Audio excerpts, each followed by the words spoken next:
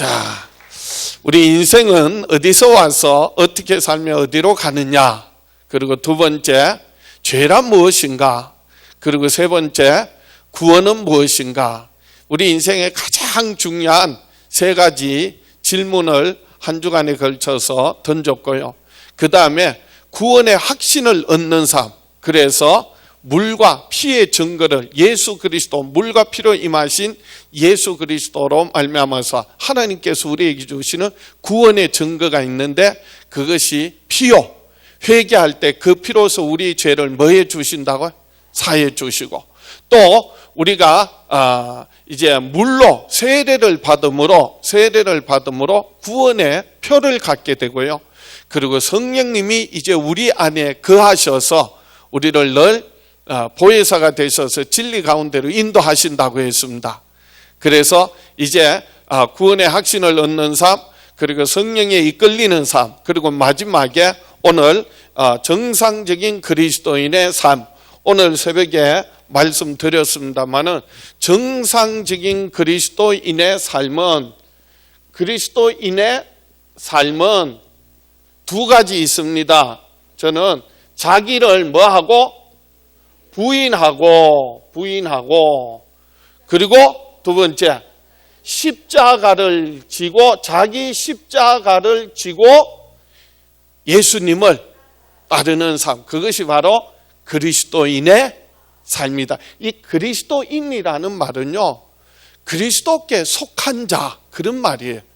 나는 그리스도께 속한 자다. 왜? 예수를 내가 뭐로? 구주로 영접했으니까. 그래서 그 피로 죄사함 받았고 영원한 생명 얻었으니까. 그리고 그 이름으로 누가 우리에게 임하셔서? 성령님이 우리에게 임하셔서 이제는 우리와 항상 함께 하시기 때문에, 그래서 이 안디옥 교회에서, 사도행전에 보면 안디옥 교회에서 최초로 그리스도인이라고 불려지게 되었는데, 너는 그리스도인이야. 너는 그리스도인이야. 그리스도께 속한 자야. 그래서 그리스도인이라는 별명을 갖게 된 겁니다. 그 그리스도인은 자기를 부인하고 자기 십자가를 지고 예수 그리스도를 따라가는 삶이, 이게 마태복음에도 마가복음에도 누가복음에도 공감복음 세 곳에 다 나오는 말씀이에요. 자, 그래서 새벽에 십자가를 말씀드렸는데, 십자가는 하나님과의 관계, 종적으로 누구와의 관계? 하나님과의 관계가 있고, 횡적으로는 인간관계, 이웃과의 관계가 있습니다. 자, 그래서 종적으로 위로는 누구와의 관계? 하나님과의 관계. 그리고 행적으로 누구와의 관계? 인간관계. 이것이 뭐를 이룬다고요? 십자가를 이룬다고 했습니다. 자, 하나님과의 관계에서 하나님이 우리에게 찾아오시는 방법, 말씀으로, 말씀. 자, 그래서 말씀 붙드는 손, 5가지 가르쳐드려요. 오늘 새벽에 안 나오신 분이 이게 뭔가, 장풍하는 건가?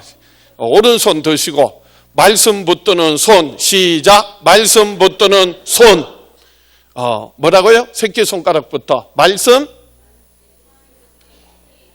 듣기, 두 번째 말씀 읽기, 말씀 공부하고, 말씀 암송, 말씀 묵상, 말씀 붙드는 손. 그 다음에 하나님께 나아가는 방법이 있어요. 하나님께 나아가는 방법 뭐라고요? 기도, 왼손 드시고 기도하는 손. 네, 기도하는 손. 뭐라고요? 첫 번째, 하나님을 높여야 돼. 하나님 최고입니다. 하나님 찬양. 그 다음에 남 지적했던 거 자백, 회개. 그 다음에 자기, 이게 가운데 손가락이 자기 중심이거든. 그래서 나의 필요를 구하는 간구. 그 다음에 이게 손가락 잘 안 펴져. 약지, 약한 자를 위한 중보. 그리고 마지막 감사, 약속의 말씀 붙들고 감사들. 그래서 기도하는 손. 좋아요. 너무 잘했어요. 100점.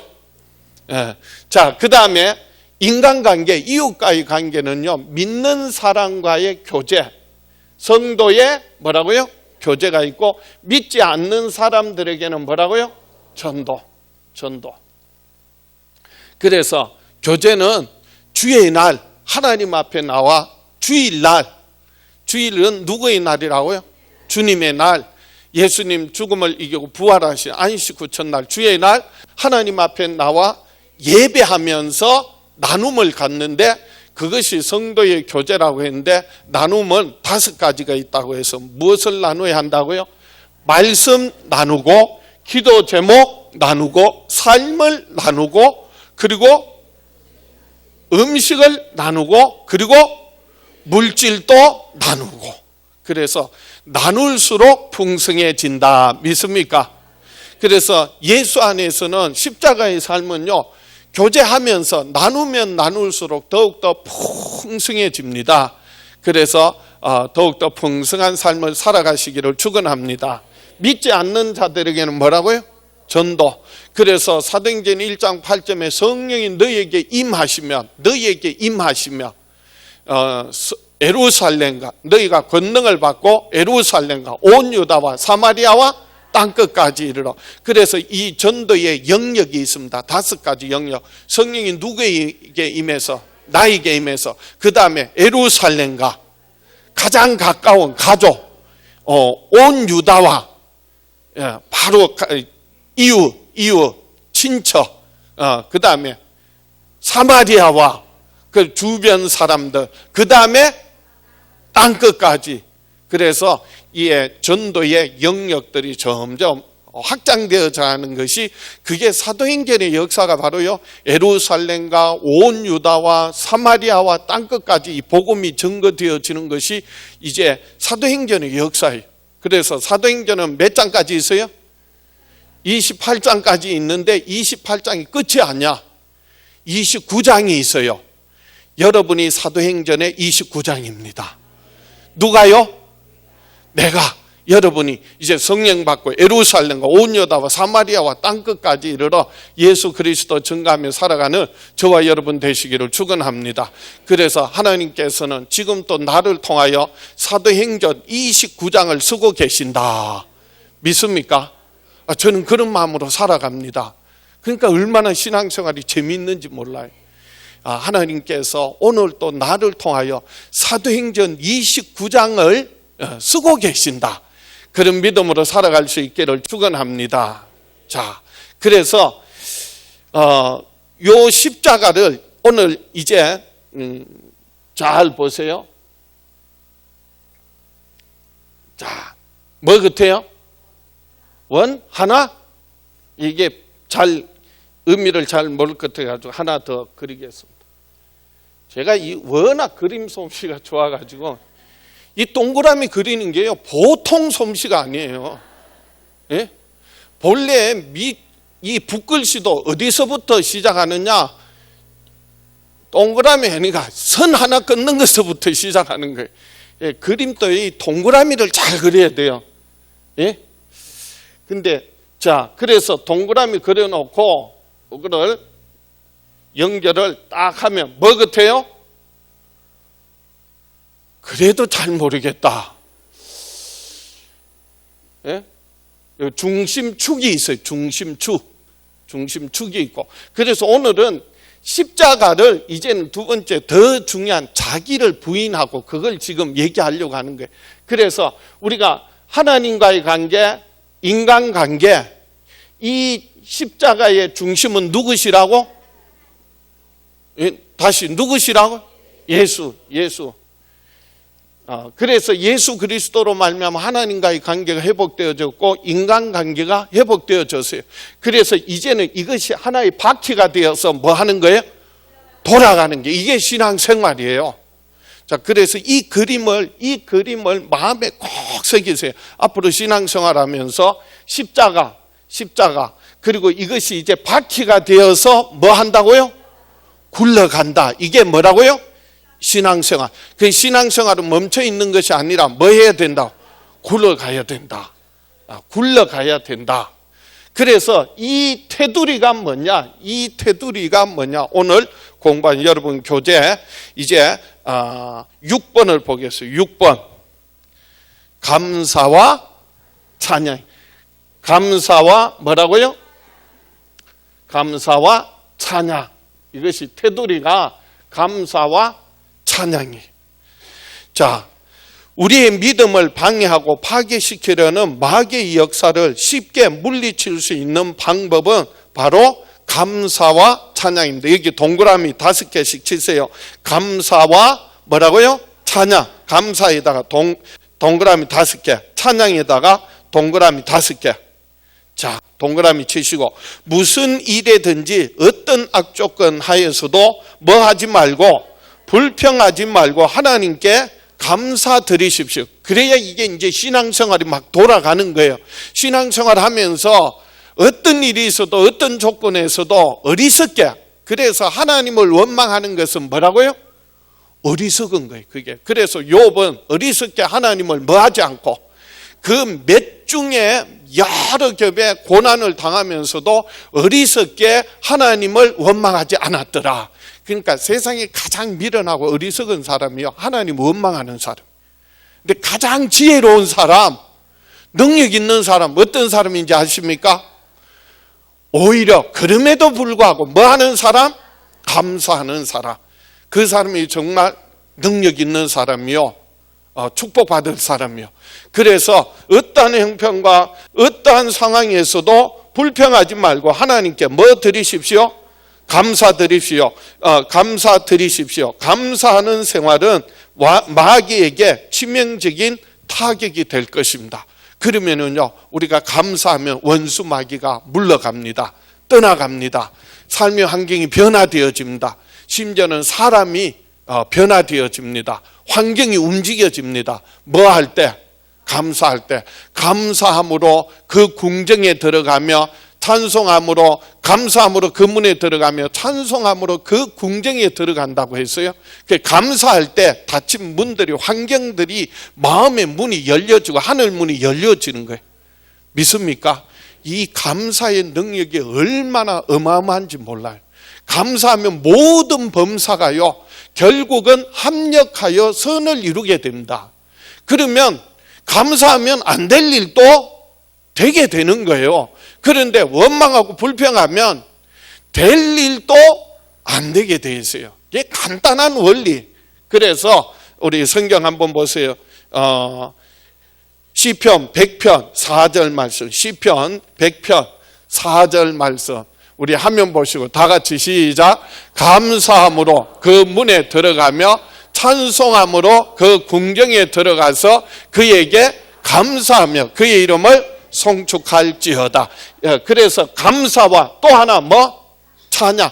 찬양할 때 그것은 그 궁정에 들어가서 하나님을 만나 뵙게 되고, 그리고 하나님의 영광에 참여하게 되는 것이 찬양이에요. 할렐루야. 그래서 또 찬양을 하십시오. 찬양을 하십시오. 그래서 우리가 찬양할 때 하나님 영광 받으시고 우리에게 한없는 은혜와 은총과 축복으로 쏟아부어 주실 줄 믿습니다. 그래서 원수 마귀는 늘 불평을 조작해서 하나님께 불순종하게 만든 다음 하나님을 떠나도록 유도합니다. 그러나 하나님께 대한 끊임없는 감사에는 마귀도 더 이상 우리를 지배할 수 없으며, 하나님은 감사하는 자에게 항상 도움의 손길을 내밉니다. 범사에 감사하는 생활은 하나님의 뜻입니다. 여기 밑줄 치세요. 범사에 감사하는 생활은 하나님의 뭐라고요? 뜻이에요. 그래서 데살로니가 전서 5장 18절 말씀에 범사에 뭐하라? 감사하라. 이는 그리스도 예수 안에서 너희를 향하신 하나님의 뜻이니라. 믿습니까? 그리고 골로새서 3장 15절 보겠습니다. 골로새서 3장 성경 찾겠습니다. 골로새서 3장 15절 다 같이 시작. 그리스도의 평강이 너희 마음을 주장하게 하라. 너희는 평강을 위하여 한 몸으로 부르심을 받았나니 너희는 또한 감사하는 자가 되라. 16절 그리스도의 말씀이 너희 속에 풍성히 거하여 모든 지혜로 피차 가르치며 권면하고 시와 찬송과 신령한 노래를 부르며 감사하는 마음으로 하나님을 찬양하고 또 17절 또 무엇을 하든지 말에나 일에나 다 주 예수의 이름으로 하고 그를 힘입어 하나님 아버지께 뭐하라? 감사하라. 감사하면요 하나님께서 참으로 모든 범사 하나님의 뜻 가운데서 합력하여 선을 이루게 될 줄 믿습니다. 자, 그 다음에 뭐 하라고요? 감사, 그리고 찬양. 돌아가는 테두리가 감사와 뭐라고요? 찬양. 찬양을 하십시오. 또 늘 찬양을 하십시오. 찬양의 내용은 온통 신앙의 간증과 주님께 대한 감사와 기쁨과 주님께 영광을 돌리는 내용으로 되어 있습니다. 이 찬송할 때, 찬양할 때 마귀의 역사는 물러가고 우리는 주님의 기쁨으로 충만하게 되어 승리하는 삶을 살게 될 줄 믿습니다. 자, 그래서 시편 68편 19절 말씀, 시편 69편 19절 말씀 우리 찾아서 확인합니다. 시편 68편 시편 68편 자 19절 말씀 다 같이 시작. 날마다 우리 짐을 지시는 주 곧 우리의 구원이신 하나님을 뭐 할지로다? 찬송할지. 시편에 끊임없이 계속해서 반복하고 있는 내용이 바로 찬송하라는 거예요. 그리고 찬송할지로다, 찬양한다는 거예요. 그럴 때 얼마나 놀라운 우리의 삶 속에 구체적으로 하나님께서 역사하시고 그리고 원수 마귀의 세력들이 떠나가고 죄의 권세가 결박들이 풀어지고 그리고 하나님 영광 받으실 뿐만 아니라 우리에게 풍성한 은혜와 복이 넘쳐나게 될 줄 믿습니다. 그리고 이사야 43장 21절 말씀, 이사야 43장 21절 말씀, 하나님께서 우리를 지으신 목적이 뭐라고요? 이 백성은 내가 나를 위하여 지었나니 나를 찬송하게 하려 함이라. 결국 우리를 통해 하나님께서 하시고자 하시는 목적, 우리 신앙의 목적은 뭐예요? 하나님께 감사하고 뭐 하는 거? 찬송하는 것, 찬양하는 것. 이것이 바로 신앙 생활이라고 할 수 있습니다. 자, 그래서 끊임없이 감사하고 찬송함으로 이제 신앙생활이 돌아가는데, 그런데 내 삶의 중심이 누구냐, 중심축이 무엇이냐라는 거예요. 이거 이제부터 정말 중요한 말씀이니까요, 잘 들으세요. 그러니까 내 힘으로 하면 이 바퀴를 돌리려고 하면 얼마나 어렵고 힘들겠어. 그래서 신앙생활이 힘든 거예요. 피곤한 거예요. 그런데 이 신앙의 중심은, 십자가의 중심은 누구시라고요? 예수님. 그럼 예수 그리스도를 통하여 이게 바퀴의 가운데가 이게 축이거든요. 축을 통하여서 능력이 전달되어지는 거예요. 동력이 전달되어져서 바퀴가 돌아가는 거예요. 그래서 하나님께서는 그 아들 누구를 통하여? 예수 그리스도를 통하여서 말씀과 기도로, 그 다음에 우리가 성도와의 교제, 믿지 않는 자에게 전도함으로, 그럴 때 능력이 나타나고 응답이 있고, 그리고 더욱더 삶이 풍성해지고 하나님의 뜻을 깨닫게 되고요. 그래서 누구를 통하여? 예수 그리스도. 그런데 내 신앙생활에 내 삶의 중심이 정말 내가 예수를 주로 영접했으면 예수가 주가 되어야 되는데, 그런데 여전히 나는 예수가 내 삶의 주인이 아니라 내 삶의 주인이 무엇이냐, 누구냐는 거예요. 나도 아니요. 그런데 내 삶의 가장 깊은, 가장 영향력을, 그리고 내가 가장 많은 시간을, 그리고 많은 것들을 투자하고 있는 거, 결국은 뭐냐면 돈이 중심이 됐냐는 거예요. 재물이. 자, 그래서 성경 한 군데 찾아보겠습니다. 마태복음 6장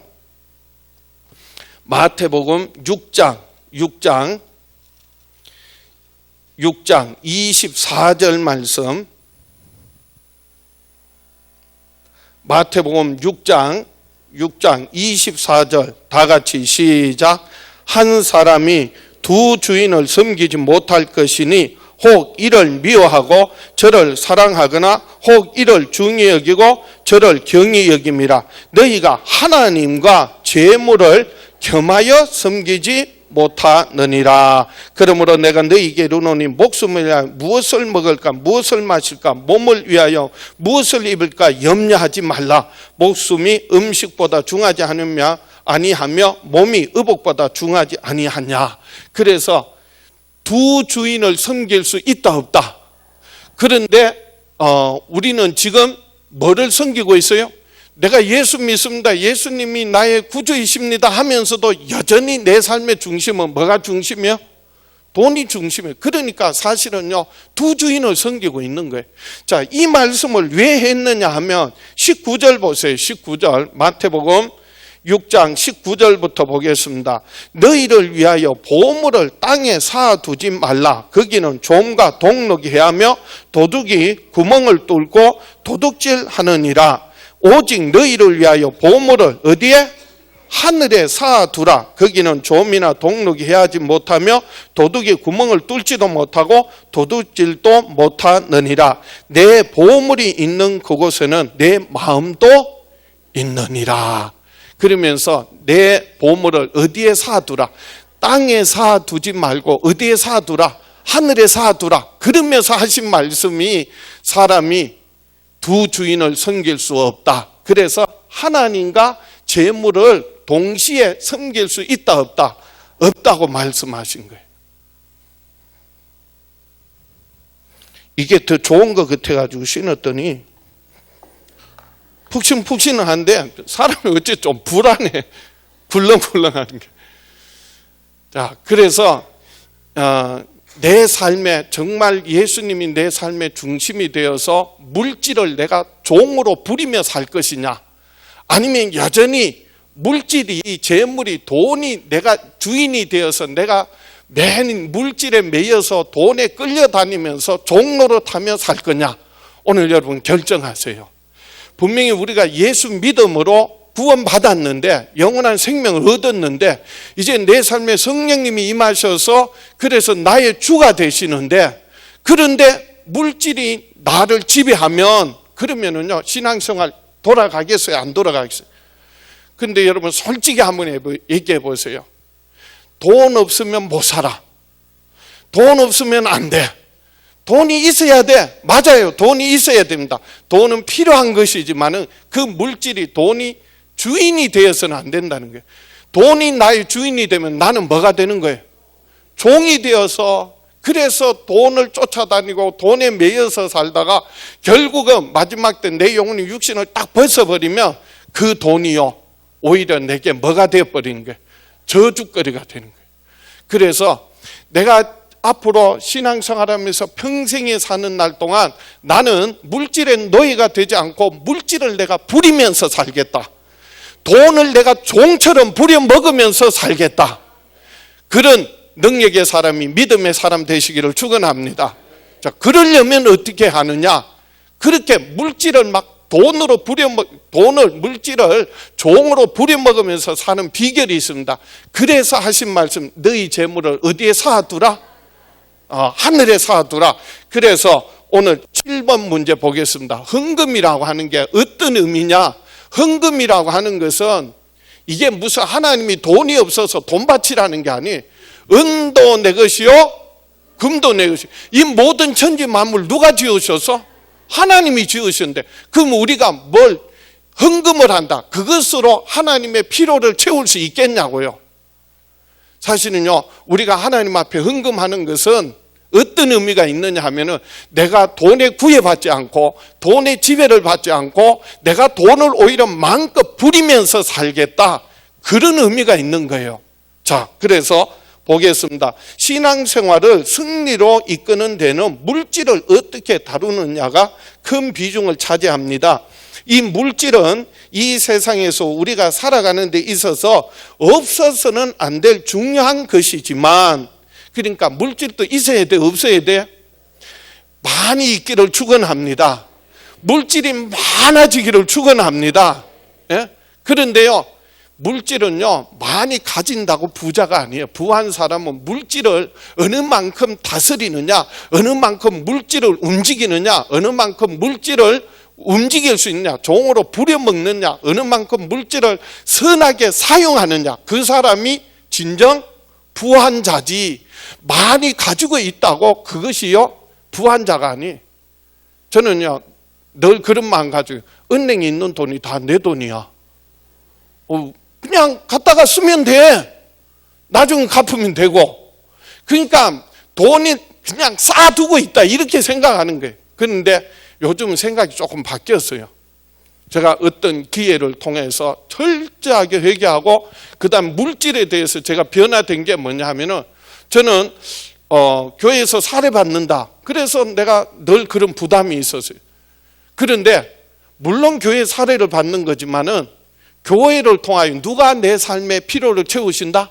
하나님이. 한번 따라합시다. 하나님은 내 삶의 공급처다. 이 생각이 바뀌고 나니까요 얼마나 편한지 몰라. 없어도 감사하고 있어도 감사하고 많으면 더 감사하고. 그래서 마음껏 뭐 할 수 있어요? 쓰는 자가 되시기를 축원합니다. 마음껏 돈을 재정을 부릴 수 있는 자가 되시기를 축원합니다. 그러니까요 제 생각이 내 삶의 공급처는 누구시다? 하나님이시다. 그 하나님은 무한하신 자원이야. 원하는 대로 무엇이든지 구하는 대로 다 주시는 하나님이야. 아니 내가 구하는 것보다 더 좋은 것 주시는 하나님이시. 믿습니까? 그러니까요 우리 생각이 바뀌어야 돼요. 직장이 내 삶의 공급처가 아니라, 이 사업장이 내 삶의 공급처가 아니라, 은행이 내 삶의 공급처가 아니라 누가 내 삶의 공급처다? 하나님이 내 삶의 공급처다. 그 사람은요 정말 부유한 삶을 살 수 있습니다. 아무리 가진 것 없어도 넉넉한 삶을 살 수 있습니다. 날마다 일용할 양식을 공급하시고 우리가 구하는 것보다 더 좋은 것 주시는 하나님이세요. 믿습니까? 자, 그러므로 우리의 신앙은 모든 것이 하나님께서 우리에게 허락하신 것임을 먼저 시인하는 것입니다. 그러므로 이 물질을 하나님께 사용하느냐 아니면 자기만을 위해 사용하느냐에 따라 우리의 믿음의 방향이 크게 좌우됩니다. 하나님께 드리는 것은 절대로 떨어지지 않으며 믿음이 있는 자는 물질보다 누구를 더 사랑한다? 하나님보다 더 사랑함으로 하나님께 물질을 사용할 수 있습니다. 성경은 우리가 하나님께 드리는 물질은 절대로 없어지지 않으며 하늘에 쌓이는 것임을 분명하게 말하고 있습니다. 그래서 보물을 어디에 쌓아두지 말고, 땅에 쌓아두지 말고 어디에 쌓아두라? 하늘에 쌓아두라. 그리고 고린도후서 9장 6절 보겠습니다. 고린도후서 9장 6절 다 같이 시작. 이것이 곧 적게 심는 자는 적게 거두고 많이 심는 자는 많이 거둔다 하는 말이로다. 하나님은 심은 대로 거두게 하시는 하나님이세요. 여러분 한 가지 비밀을 말씀드릴게요. 물질의 풍성한 복을 얻기를 원하십니까? 그러면 물질을 심으세요. 콩 심은데 팥 심은데 그럼 내가 물질을 얻으려면 물질을 심어야 돼요.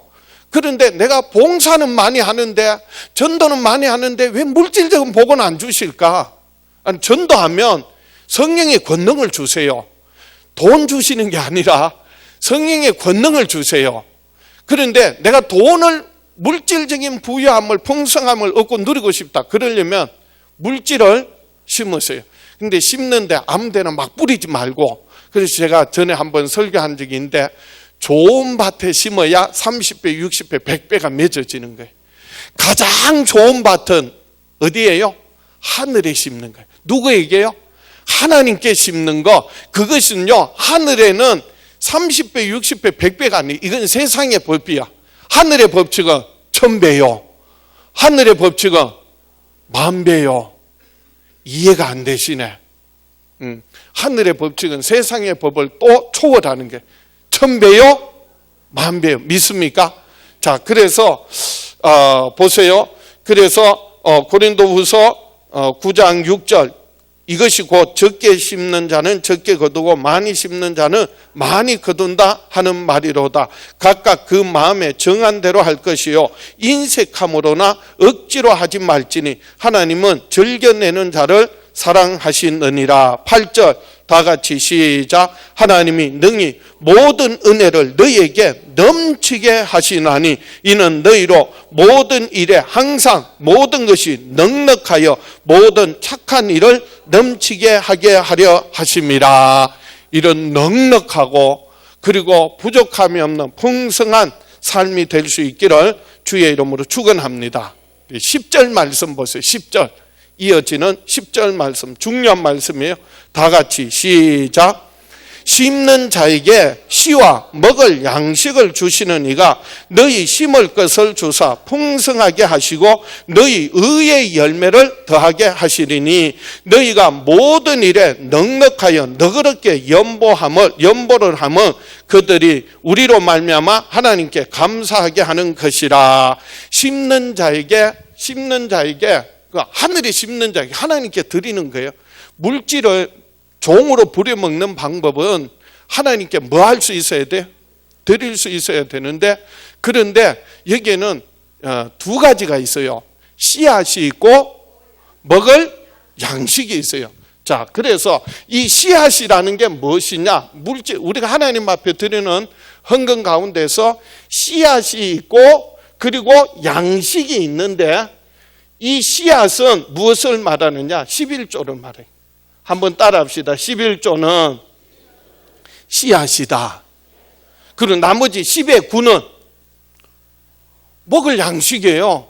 자, 그래서 11조 보겠습니다. 11조 1번 11조. 이것은 수입의 10분의 1을 하나님께 드리는 것으로 성경은 11조는 누구의 것이다? 하나님의 것이라고 말하고 있습니다. 11조는 신앙생활을 하려는 자가 물질보다 하나님을 더 사랑한다고 고백하면서 세상을 향하는 마음을 하나님께로 돌이키는 표로 드리는 것입니다. 이게 11조에다가 동그라미를 5개 아니 10개 치시고 그리고 밑줄 치기 시작해서 11조는 신앙생활을 하려는 자가 물질보다 하나님을 더 사랑한다고 고백하면서 세상을 향하는 마음을 하나님께로 돌이키는 표로 드리는 것이다 까지 밑줄 쫙 그리고 동그라미 5개 치시고요. 그러므로 신자된 자는 누구나 11조를 드려야 하며 이는 신앙생활에 있어서 기본을 이루는 것이라고 했는데, 이 11조는 두 가지 씨앗과 양식인데, 아무리요 농부가 아무리 굶어 죽는 한이 있어도 무엇은 씨앗은 먹으면 안 되는 거예요. 그럼 그거 먹어버리면 내년이 없는 거야. 내년에 다시 돌아와도 그 씨앗은 먹어버리고 나면 그러면 다시 양식을 얻을 기회가 없어져 버린 거예요. 그래서 농부는요 굶어 죽을 때도 씨앗을 베고 죽는다고 그러잖아요. 그래서 우리가 만약에 다시 그 겨울철을 모진 겨울을 지나고 난 뒤에 봄에 왔을 때 뿌릴 뭐가 있어야, 씨앗이 있어야, 그래야 그것을 다시 가꾸어서 그리고 가을이 되어서 열매를 거둘 수 있기 때문에, 그래서 여러분 기억하시죠. 11조는 뭐라고요? 씨앗이다. 그래서 하나님께서 심는 자에게 씨앗과 먹을 양식을 주시나니, 그래서 더욱더 씨앗을 잘 관리해서, 그래서 하나님께서 저와 여러분에게 아주 살 곳이 없도록 쏟아붓지 아니하나 보라 하셨으니까. 자, 보겠습니다. 그래서 말라기 3장 7절 8절 보겠습니다. 이것은 11조는 신앙생활을 하는 자가 물질보다 하나님을 더 사랑한다는 믿음의 고백이며, 그리고 세상을 향하는 마음을 하나님께 돌이키는 회개의 표시가 뭐라고요? 11조라는 거예요.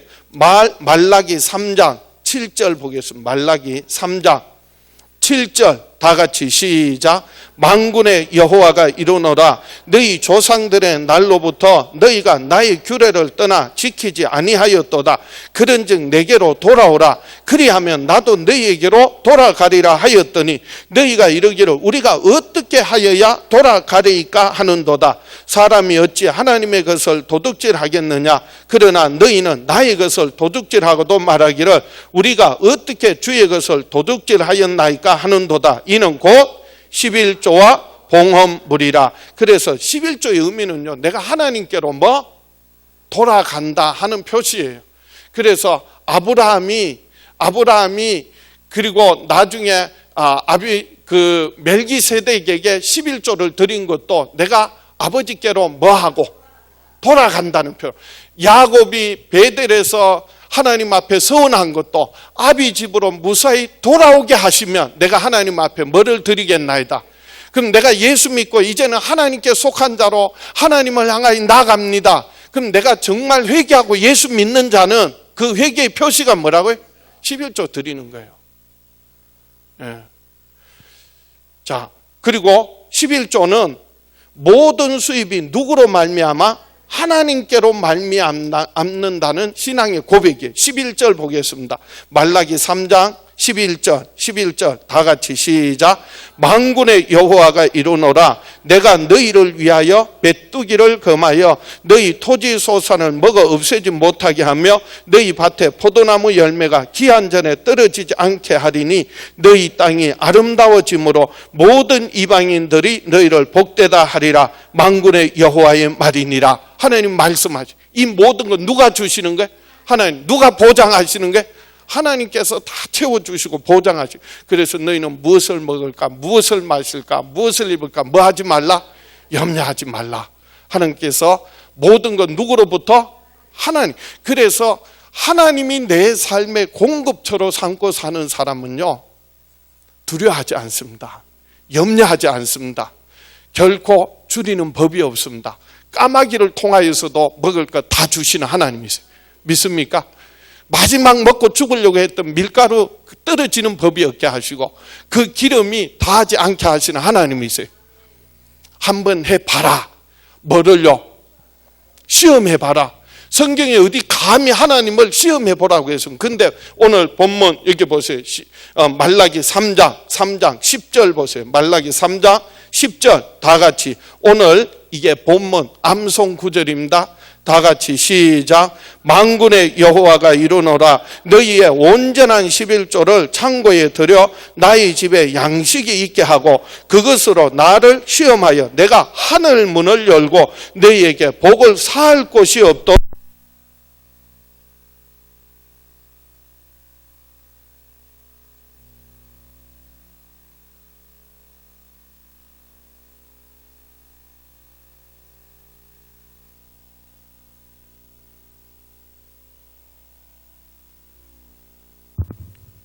할렐루야. 자, 그래서 하나님을 뭐 해봐라? 한번 해봐라는 거예요. 해보지도 않고. 그 뭐 11조 얘기하면 시험 든다고 그러는데 정말 여러분이 복받을 수 있는 물질을 움직일 수 있는 그리고 물질을 종처럼 부려먹을 수 있는 비결이 이것이 있는데요. 그래서 요즘 교회에서 11조 얘기하면 다 시험 든다고 그러고 그리고 교인 떨어진다고 그래요. 근데 저는 이거를 제가 지금 열흘 동안 했기 때문에 지금 결론으로 말씀드리는 거예요. 내 삶에 예수가 중심이냐 돈이 중심이냐 여러분 결정하시라 이거예요. 그래서 내가 정말 물질을 내가 부려먹고 움직이며 살겠다 하시면 한번 해봐라. 뭐부터 해봐라? 11조 해봐라. 그러면 하나님께서 하늘 문을 여시고 살 곳이 없도록 쏟아 부어주시겠다는 거예요. 한번 해봐라 하는 거예요.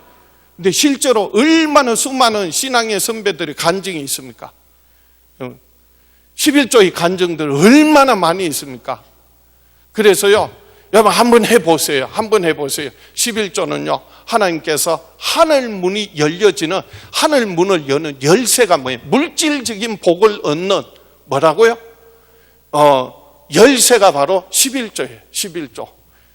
네, 하늘 문을 여는 열쇠가 신약에서는 예수 이름이 천국 열쇠고요. 예수 이름이 예수 이후에는 모든 영적인 복을 말하는 신령한 복을 하늘의 복을 말하는 거예요. 말라기까지는 성경에서 말하는 복은 다 땅의 복이에요. 땅의 복. 그러니까 마지막 여기서 하시는 말씀은 뭐냐면 하늘 문을 여서 하나님이 쌓을 곳이 없도록 이 땅의 복, 물질의 복 그리고 땅의 복은 자녀 손들도 땅의 복이에요. 후손들도 무슨 복이라고요? 땅의 복이에요. 그래서 사업이 잘 되는 거 그것도 땅의 복이에요. 생육하고 번성하고 땅에 충만하라, 땅을 정복하라, 땅에 기는 모든 것을 다스려. 이게 다 무슨 복이에요? 땅의 복이에요. 이제 예수 안에서 이제는 우리는 더 나아가서 하늘의 복, 영원한 생명을 얻고 하나님의 자녀가 되고 하나님 나라를 유업으로 얻게 된 거예요. 그런데 우리가 세상 사는데 물질이 필요하다면 여러분 한번 해보세요. 한번 하나님을 뭐 해봐라? 시험해봐라. 그래서 11조는 하늘의 창고를 여는 열쇠입니다. 자, 그 다음에 연보가 있는데 연보는 11조와는 달리 얼마를 드려야 한다는 규정은 없습니다. 하나님께 나아가는 자는 11조와 함께 반드시 연보를 드려야 하는데 이는 생명의 속전입니다. 이거는 우리가 주일날 예배하면서 드리는 주일 헌금을 소위 말하는 거예요. 주일 헌금은 생명의 속전으로 드린 거야. 한 주간 하나님께서 내 생명을 보장하신 거 그 속전으로 드리는 것이 바로 연보의 의미고요. 미리 집에서 마음에 정한 대로 준비해서 하나님께 드려야 합니다. 중요한 것은 인색함으로나 억지로 하지 말고 하나님을 사랑하는 마음에 드려야 하며 이 연보 또한 성도의 직무인 것입니다. 그래서 고린도 후서 아까 9장 5절 고린도 후서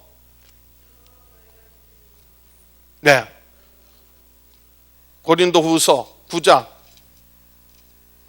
큰 소리로 해주세요.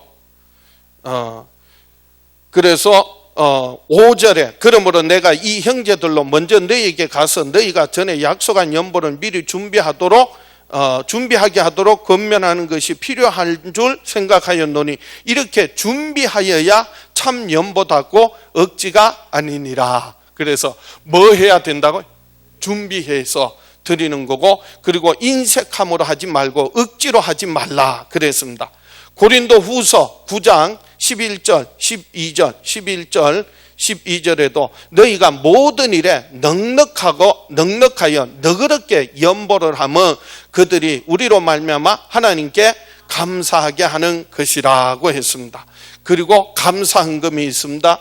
이는 자기의 믿음의 분량대로 하나님께 감사해서 드리는 것으로 여러 가지 조건에 따라 드릴 수 있습니다. 우리는 신앙생활을 하면서 우리 주님으로부터 많은 도움을 받으며 살아가게 됩니다. 그럴 때마다 우리는 하나님께 뭐함으로? 감사함으로 우리의 믿음이 하나님께 더욱 뿌리를 깊게 내리도록 해야 할 것입니다. 그래서 우리가 여러 가지 하나님의 은혜를 경험했을 때 거기에 따라서 감사함으로 드리는 헌금이 있습니다. 그래서 우리가 헌금 드리는 것은 물질을 뭐 하는 거예요? 다스리는 거예요. 움직이는 겁니다. 그렇게 해서 물질에 매여 사는 자가 아니라 물질을 정말 종으로 부려먹으면서 살아가는 저와 여러분 되시기를 축원합니다. 옆에 분에게 물질을 종으로 부려먹읍시다. 돈을 부려먹으며 삽시다. 아이고 나 돈 없는데, 그리고 이 돈이 있어야 사는데 해가지고 벌벌 떨면서 그게 매여서 살지 마시고요. 정말 하나님을 위하여서, 하나님 나라를 위하여서 여러분 물질을 움직이고 돈을 아주 종으로 부려먹으면서, 그래서 하늘의 영원한 상급 얻는 저와 여러분 되시기를 축원합니다. 그래서 이 둘레가 뭐라고요? 감사와 찬양. 그리고 축이 뭐라고요? 예수. 돈 있냐? 예수냐? 그럴 때 예수가 내 삶의 중심이 될 때 예수 그 이름으로 아버지 하나님께로부터 한없는 은혜와 사랑과 축복과 권능이 주어져서 이게 돌아가는 거예요. 돌아가는 게. 이제부터 정리하겠습니다. 중요한 게 뭐냐면 첫 번째로는 우선순위. 신앙생활에 첫 번째 가장 중요한 게 뭐라고요? 우선순위. 무슨 말이냐 하면은 하나님과의 관계와 인간관계 있는데, 인간관계 아무리 좋아도 하나님과의 관계가 깨어지면 그거는 의미가 없어요. 근데 하나님과의 관계는 말씀 많이 듣고 기도 많이 하는데 인간관계는 엉망이야. 인격이 안 따라줘. 그럴 수 있어요. 그런데 두 가지 관계 중에 우선순위가 있습니다. 우선이 뭐라고요? 하나님과의 관계가 우선이라는 거고, 두 번째로는 하나님과의 관계, 인간관계 균형을 이루어야 한다는 거예요. 바퀴가 하나만 커지고 하나는 작아지면 바퀴가 어떻게 돼요? 길쭉해지죠. 오이처럼 생겼으면 제대로 돌아가겠어요? 호박도 어려운데, 참외도 어려운데, 오이처럼 생겼으면 바퀴가 제대로 돌아가긴. 그래서 덜컹거리는 거예요. 그래서 뭐가 중요하다고요? 균형을 이루어야 된다는 거예요. 신앙생활이 정말 중요한 게 우선순위고요. 그 다음에는 균형을 이룬 거예요. 어느 균형? 하나님과의 관계와 이웃과의 관계가 균형을 이루어야 이 바퀴가 제대로 돌아갈 수 있다는 거예요. 세 번째로는 성장을 해야 합니다. 뭐 해야 한다고요? 성장을 해야 합니다. 성장한다는 말은 바퀴가 점점 커지는 거예요. 바퀴가 더 성장한다는 말은 말씀과 기도와 교제와 전도가 점점 커지면 커질수록 이 바퀴가 뭐예요? 커지는 거예요. 커지면 바퀴가 크면은 어려움은 상대적으로 작아지는 거예요. 얼마든지 넘어가. 그런데 바퀴가 요만해. 문제는 요만한데 바퀴가 요만하면 요거 넘어가는데 얼마나 어렵게. 그런데 바퀴가 이만해. 그러면 문제가 요만하면 상대적으로 문제를 능히 이기고 승리하게 된. 그래서 신앙생활은 뭐 해야 한다? 성장해야 합니다. 그래서 어떻게 신앙 성장하느냐? 말씀, 기도, 교제, 그리고 전도. 그런데 뭘 이루어라? 균형, 그리고 우선순위 중에. 그 다음에 네 번째로는요, 움직여야 됩니다. 활동해야 합니다. 뭐 해야 한다고요? 움직여야 됩니다. 신앙은 가만히 있는 게 아니에요. 정지해 있는 게 아니에요. 신앙은요, 지금 또 하나님은 뭐 하신다? 살아 역사하시나는. 그러므로 우리가 믿는 자들도 끊임없이 뭐 해야 한다? 움직여야 된다. 일해야 합니다. 사역해야 합니다. 그래서 내가 예수 믿는다고 교회 와서 예배만 드리고 간다고요? 예배 중요합니다. 예배만 드리고 간다고. 아니, 세상에 나가서 뭐도 해야 돼. 그런데 어떤 사람은 말씀만 많이 연구한다고? 안 돼요. 뭐도 해야 돼요. 기도도 해야 돼요. 그래서 우리가요, 끊임없이 성장하고 그 다음에 뭐 해야 된다? 활동해야 돼.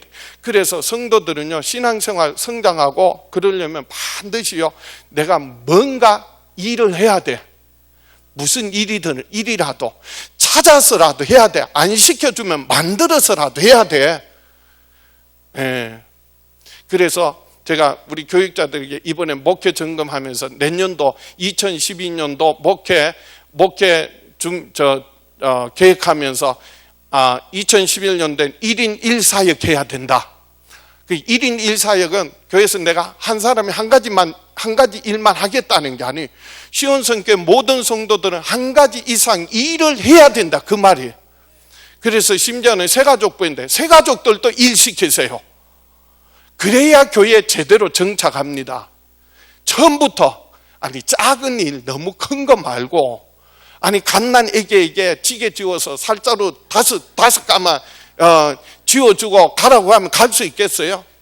살 한 움큼 주면서 요거 갖다 줘라 할 수 있느니. 그래서 교회 조그만 일이라도, 근데 내가 교회 와서 내가 뭐 할 수 있다, 내가 할 일이 있구나, 그리고 내 역할이 있구나. 그게 무슨 집사되고 권사되고 장로되고 무슨 직분을 받아야만이 아니에요.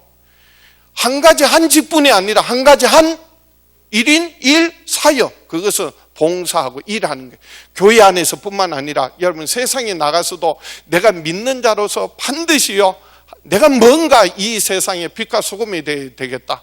그리고 정말 믿지 않는 자들에게 전도할 뿐만 아니라 그리고 봉사하실 마음 가지세요. 그래서 구역에서도 구역 예배 드리고 우리 지역의 이웃들을 위해서 우리가 뭐 할까?